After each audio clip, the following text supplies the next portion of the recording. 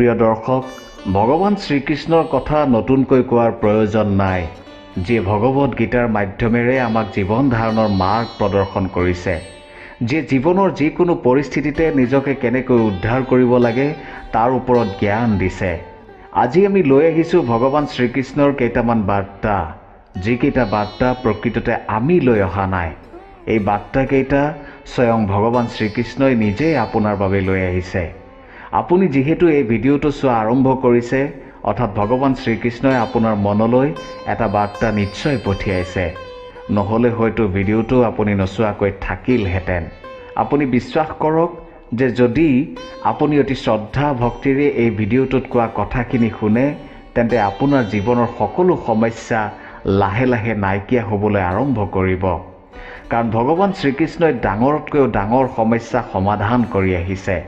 তাৰ উদাহৰণ আপুনি মহাভাৰতত বিভিন্ন ৰূপত দেখিছে। গতিকে আহক, ভগৱান শ্ৰীকৃষ্ণইনো আপোনাৰ বাবে আপোনাৰ বিষয়ে কি বাৰ্তা লৈ আহিছে জানিবলৈ চেষ্টা কৰোঁ। ইয়াৰ আগতে আপুনি এটি অতি সৰু কাম কৰিব লাগিব। আমি ভিডিঅ'টোত ভগৱান শ্ৰীকৃষ্ণৰ 3খন ছবি ৰাখিছোঁ। যি 3খন ছবি দৃশ্যমান হৈ আছে, তাৰে এখন আপুনি স্পৰ্শ কৰি লওক। আপুনি হয়তো প্ৰথম ছবিখন স্পৰ্শ কৰিব পাৰে, দ্বিতীয় ছবিখনো স্পৰ্শ কৰিব পাৰে, অথবা আপুনি তৃতীয় ছবিখনো স্পৰ্শ কৰিব পাৰে। এতিয়া আপুনি যিকোনো এখন ছবি স্পৰ্শ কৰি হৃদয়ংগম কৰক। এই ভিডিঅ'টোৰ মাধ্যমেৰে আপুনি আপোনাৰ ব্যক্তিত্বৰ বিষয়ে, আপোনাৰ ভাগ্যৰ বিষয়ে জানিবলৈ গৈ আছে। সেয়েহে ভিডিঅ'টো সম্পূৰ্ণকৈ চাব। আৰু আমি 100% প্ৰতিশ্ৰুতি দিব পাৰোঁ যে এই ভিডিঅ'টোত কোৱা কথাখিনি শুনাৰ পিছত আপুনি মনত এক অদ্ভুত শক্তি অনুভৱ কৰিব। এতিয়া আপুনি যদি ভগৱান শ্ৰীকৃষ্ণৰ 3খন ছবি স্পৰ্শ কৰিছে, তেন্তে জানো আহক ভগৱান শ্ৰীকৃষ্ণই আপোনালৈ কি বাৰ্তা পঠিয়াইছে। ভগৱান শ্ৰীকৃষ্ণই এনে ভক্তক কৈছে যে যাৰ গতিপথ শুদ্ধ আৰু চিন্তা পবিত্ৰ, যিয়ে কেতিয়াও অসত্য বা মিছাৰ আশ্ৰয় নলয়, মই আজিও তেওঁৰ বাহন হিচাপে কাম কৰোঁ। মই আজিও তেওঁৰ ৰথৰ সাৰথি হিচাপে কাম কৰোঁ। কোনোবাই হয়তো তোমাৰ ভুল চিন্তা কৰিব পাৰে, হয়তো তুমি কেতিয়াবা ভুল চিন্তা, ভুল বিচাৰ কৰিব পাৰা, কিন্তু এই ভগৱান শ্ৰীকৃষ্ণই কেতিয়াও তোমাৰ ভুল চিন্তা নকৰে। তুমি কেৱল আৰু কেৱল মাত্ৰ শুদ্ধ আৰু পবিত্ৰ চিন্তাৰে শুদ্ধ কৰ্ম কৰি যোৱা আৰু সদায় মোৰ হৈ থাকা। মই সেয়াও তোমাক দিম যি তুমি বিচাৰিছা, কিন্তু তোমাৰ ভাগ্যত নাই। তুমি মোক অন্তৰেৰে প্ৰাৰ্থনা কৰা। তুমি মোক পাবলৈ ঘোৰ তপস্যা কৰিব নালাগে। মাত্ৰ শুদ্ধ অন্তৰেৰে মোক মাতিলেই হ'ল। মইতো অলপতেই সন্তুষ্ট হওঁ, যিয়ে মোক শুদ্ধ অন্তৰেৰে মাতে।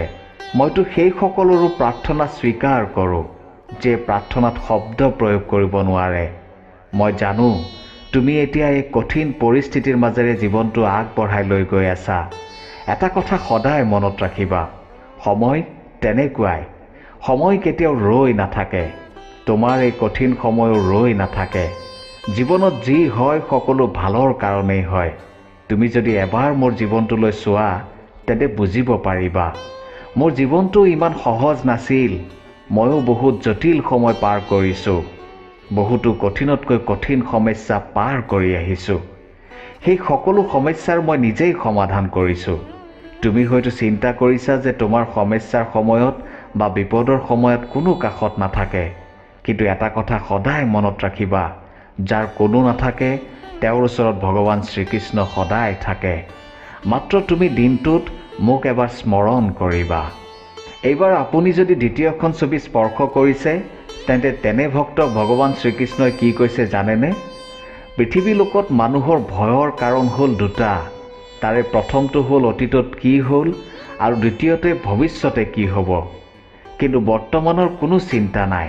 বৰ্তমানৰ কথা কোনেও চিন্তা নকৰে। তুমি কিয় অতীতক লৈ চিন্তা কৰি ভয় কৰি আছা? কাৰণ অতীতত যি হৈ গ'ল সি কেতিয়াও ঘূৰি নাহে, বা কোনেও তাক ঘূৰাইও আনিব নোৱাৰে। মই জানো মানুহে অতীতত কিবা নহয় কিবা ভুল কৰেই, আৰু তুমিও তাৰ ব্যতিক্ৰম নহয়। কিন্তু তুমি অতীতত কি ভুল কৰিছা তাকে লৈ ভয় কৰি বহি নাথাকিবা। যি ভুল কৰিছা তাক শুধৰাবলৈ চেষ্টা কৰা। যি অতীতত কৰি অহা ভুলৰ শুধৰণি কৰে, মোৰ দৃষ্টিত তেওঁৱেই শ্ৰেষ্ঠ। তেওঁক মই খুব ভাল পাওঁ। তেওঁৱেই মোৰ প্ৰিয় ভক্তৰ স্থান লাভ কৰে। মই তেওঁক কেতিয়াও অকলে এৰি নিদিওঁ। তোমাৰ এনে কি হৈছে যাৰ বাবে তুমি অনৰ্থক চিন্তা কৰি বহি আছা? তুমি ভাবিছা নেকি সকলো তোমাৰ লগত থাকিব, তুমি সকলোকে সুখত ৰাখিব পাৰিবা? যদি এনেকৈ ভাবিছা তেন্তে তুমি ভুল ভাবিছা। কাৰণ কোনো কাৰো লগত নাহে আৰু লগতো নাযায়। যি আহে তেওঁ অকলেই আহে আৰু অকলেই যায়। জীৱন মৃত্যুৰ মাজৰ সময়খিনিত লগ পোৱা কোনো চিৰস্থায়ী নহয়। তোমাক যদি কোনোবাই মাত্ৰ সৰু এটা ভুলৰ বাবে এৰি থৈ গৈছে তেন্তে তুমি তেওঁৰ পিছত কেতিয়াও লাগি নাথাকিবা। কাৰণ প্ৰকৃত ব্যক্তি সেইজনহে যিয়ে তোমাৰ সকলো ভুলৰ শুধৰণিৰ পথ দেখুৱাই তোমাৰ লগত থাকে। আৰু চিন্তা নকৰিবা, মই তোমাৰ লগত সদায় আছোঁ আৰু সদায় থাকিম। কেৱল তুমি কেতিয়াও অহংকাৰ নকৰিবা যে তোমাৰ বাবে কাৰো প্ৰয়োজন নাই, কাৰণ তেনে অহংকাৰী ব্যক্তি খুব সোনকালে পতন হয়। মহাপ্ৰতাপী ৰাৱণো মহাদেৱৰ প্ৰিয় ভক্ত আছিল, কিন্তু যেতিয়াৰ পৰা তেওঁ কেৱল তেওঁক লৈ ব্যস্ত হৈ পৰিল, তেওঁৰ জীৱনত কাৰোৱে প্ৰয়োজন নাই বুলি ভাবিবলৈ আৰম্ভ কৰিলে, সেইদিনাৰ পৰাই মহাদেৱ তেওঁৰ পৰা আঁতৰি থাকিবলৈ আৰম্ভ কৰিলে। মাত্ৰ মোৰ ওপৰত বিশ্বাস ৰাখি চোৱা, সকলো সমস্যাৰ সমাধান পাবা। দিনটোত এবাৰ হ'লেও মোৰ নাম ল'বা। এতিয়া জানো আহক, যিসকল দৰ্শকে প্ৰথমখন ছবি স্পৰ্শ কৰিছে তেওঁৰ বিষয়ে ভগৱান শ্ৰীকৃষ্ণই কি বুলি কৈছে। ভগৱান শ্ৰীকৃষ্ণই কৈছে, য'ত তোমাৰ কোনো সন্মান নাই সেই স্থানত কেতিয়াও নাথাকিবা। য'ত তোমাৰ কোনো মূল্য নাই, যি মানুহে তোমাক গুৰুত্ব নিদিয়ে, তেনে মানুহৰ লগত কেতিয়াও নাথাকিবা। তাতকৈ অকলেই থাকিবা। এনেকুৱা ভুল কেতিয়াও নকৰিবা। তুমি এজন মানুহক এবাৰ ক্ষমা কৰিব পাৰা, দুবাৰ ক্ষমা কৰিব পাৰা, কিন্তু তৃতীয়বাৰলৈ ক্ষমা কেতিয়াও নকৰিবা। কাৰণ এনে কৰিলে তুমি নিজেই বিপদত পৰিবা। সেই ব্যক্তিয়ে তোমাৰ সৰলতাৰ, তোমাৰ মহানুভৱতাৰ সুযোগ ল'ব। সেয়েহে তোমাৰ আৱেগৰ লগত খেলা কৰা মানুহক কেতিয়াও প্ৰশ্ৰয় নিদিবা।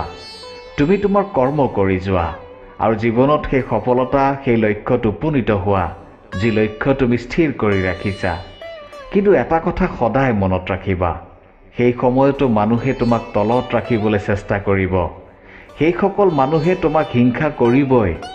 এতিয়া তুমি যদি মোক সোধা যে মানুহে কিয় হিংসা কৰে, তেতিয়া তাৰ উত্তৰত মই ক'ম যে যিয়ে তোমাৰ নিচিনা হ'ব নোৱাৰে, যিয়ে তুমি কৰা ভাল কামবোৰ কৰিব নোৱাৰে, সেইসকলে তোমাক সদায় হিংসা কৰিব, ঈৰ্ষা কৰিব।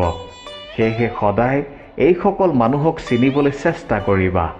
ভয় নকৰিবা, মই তোমাৰ লগত সদায় আছোঁ।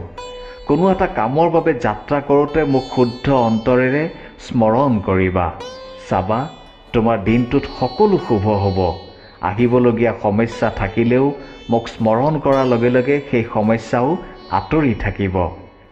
প্ৰিয় দৰ্শক, আপুনি যদি আপোনাৰ জীৱনৰ লক্ষ্যত উপনীত হ'ব বিচাৰে তেন্তে তাৰ বাবে আপুনি পৰিশ্ৰম কৰিবই লাগিব, কষ্ট কৰিবই লাগিব। কষ্ট আৰু পৰিশ্ৰমৰ লগতে লাগিব এক আধ্যাত্মিক ভাৱ।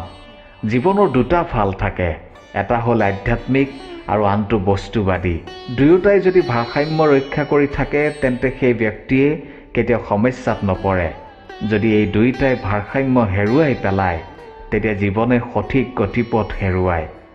সেয়েহে বস্তুবাদী হ'লেও আধ্যাত্মিকতাক কেতিয়াও বাদ নিদিব, কাৰণ আধ্যাত্মবাদতহে সংসাৰৰ ৰথ আগুৱায়। জয় শ্ৰীকৃষ্ণ। ধন্যবাদ।